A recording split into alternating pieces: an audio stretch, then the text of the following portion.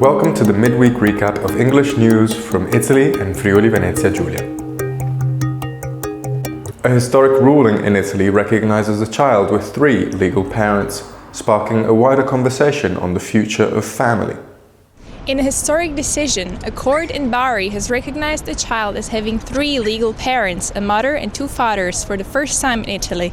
Judges ruled the arrangement was legal and in the child's best interest, setting a potential precedent for modern family law. I think that the Italian family should become more modern or stick to its traditional values?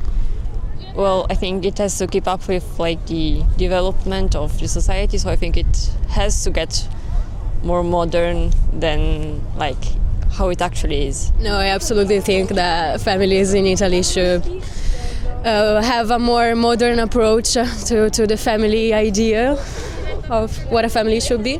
Here in Italy there is a lot of tradition. The father should be the father, the mother should be the mother. So new point of view are a little bit challenging.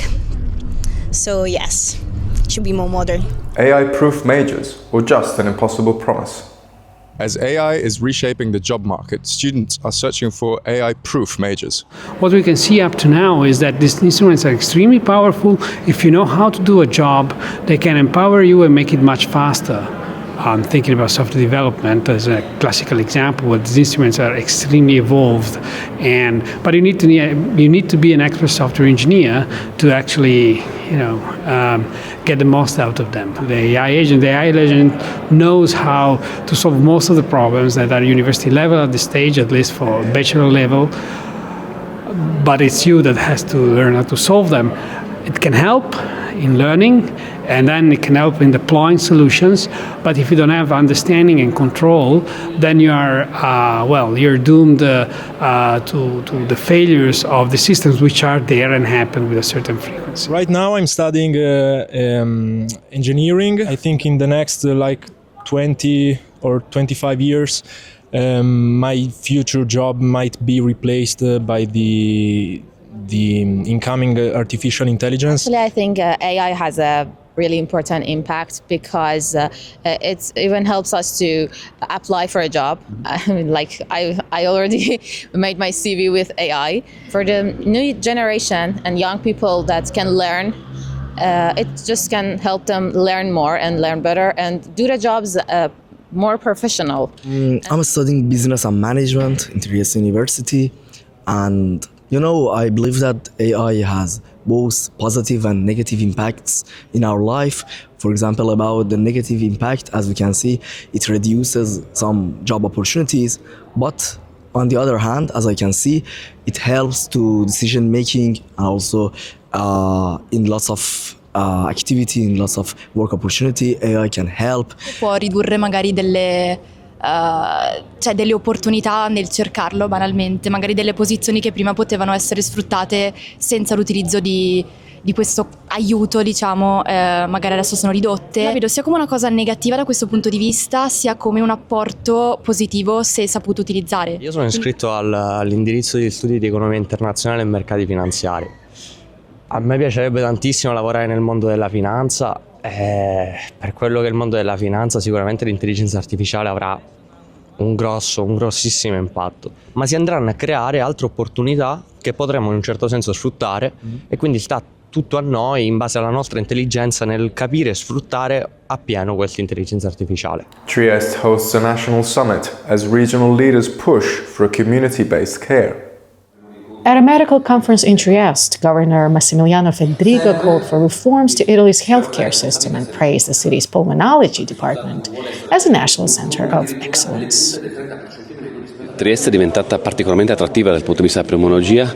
Devo dire che all'interno del nostro ospedale, dove per esempio è abbinata la cardiologia, rappresenta uno degli elementi di grande mobilità verso la nostra regione, verso il polo di Catinara. Questo rappresenta sicuramente un punto importante, ma anche di interrogarci come la grande complessità deve andare nei grandi centri di eccellenza. Poi abbiamo il professor Gonfalonieri, che è un grande esperto soprattutto di malattie rare in pneumologia, e questo ovviamente ci fa diventare un punto di riferimento nazionale. Trieste steps up against illegal housing occupation amidst rising enforcement. Trieste local police have released updated figures on illegal housing occupations. Since 2023, authorities have carried out 82 evictions in coordination with ATER and utility providers to address unauthorized occupancy and related violations.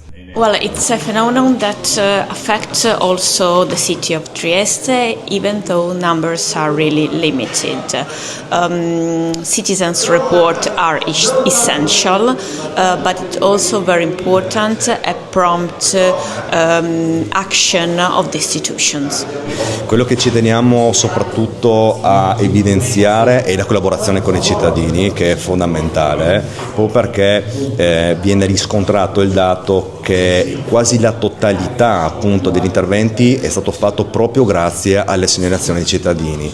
Per questo motivo ATER ha creato un indirizzo mail che tutela il segnalante e lo mette in una totale condizione di anonimato proprio perché non vengono richiesti dati, e l'indirizzo è segnalazione.abusivi@ater.trieste.it. Quindi rinnovo l'invito alla cittadinanza a segnalare possibili situazioni in modo da poi informare tempestivamente la polizia locale per gli accertamenti e gli eventuali interventi di sgombero. Friuli Venezia Giulia unveils immersive virtual tour of UNESCO sites amidst tourism growth.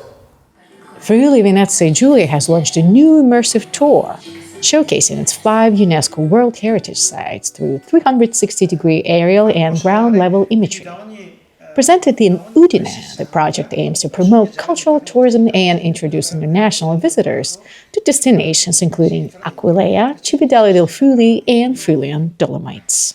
Beh sì, è uno strumento molto interessante quello che abbiamo presentato oggi, un tour virtuale proprio all'interno dei 5 siti UNESCO presenti in Friuli Venezia Giulia.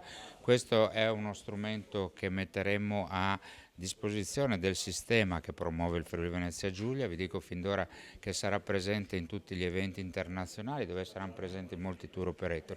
Questo permetterà, è chiaro, non andrà a sostituire la visita e non vuole che venga sostituita la visita fisica nei luoghi dei siti UNESCO del Friuli Venezia Giulia, ma vuol far vedere una preview di quello che è il territorio. Molte località sono conosciute per nome ma non conoscono quelle che sono le peculiarità di ogni singolo luogo. Oggi per esempio ci hanno fatto vedere con una visione a 360 gradi, con delle foto e con delle immagini fatte con dei droni, luoghi che difficilmente sono accessibili in una visita, chiamiamola normale. 80 years after women first voted in Italy, scholars in Trieste revisit the unfinished story of political equality.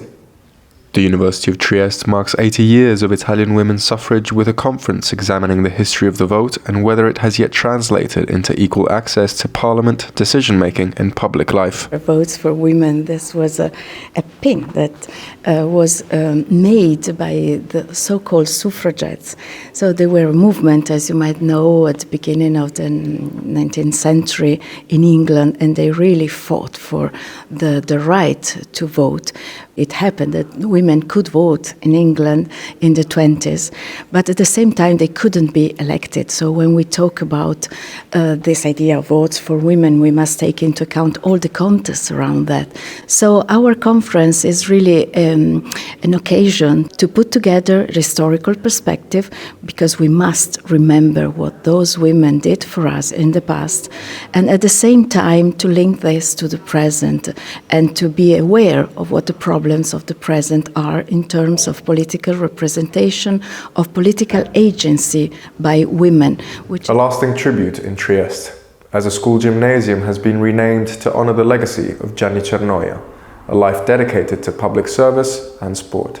The municipality of Trieste has named a school gymnasium after Giovanni Cernoia, a municipal press officer who passed away in 2024, to honor 4 decades of his public service. Sì, vogliamo ricordare la memoria di Gianni Cernoia, una figura storica per il comune di Trieste che ha dato tanto in termini di professionalità, competenza ed edizione. È un amante dello sport dilettantistico, dello sport giovanile, quindi grazie agli amici di Gianni, grazie anche alla moglie e alla dirigente scolastica, perché oggi in questo posto, che è un posto di vita, di crescita e di sport dei giovani, abbiamo scoperto questa targa in sua memoria. Gianni lascia un vuoto incolmabile, perché al di là di essere un grande professionista, è sempre attento e scrupoloso anche con noi politici nella gestione quotidiana dei rapporti con la stampa. Era una persona professionale attenta e scrupolosa, e questo è il minimo che potevamo fare per mantenere viva la sua memoria ed essere esempio anche per le nuove generazioni. Thank you for watching in Trieste Web TV. We speak your language.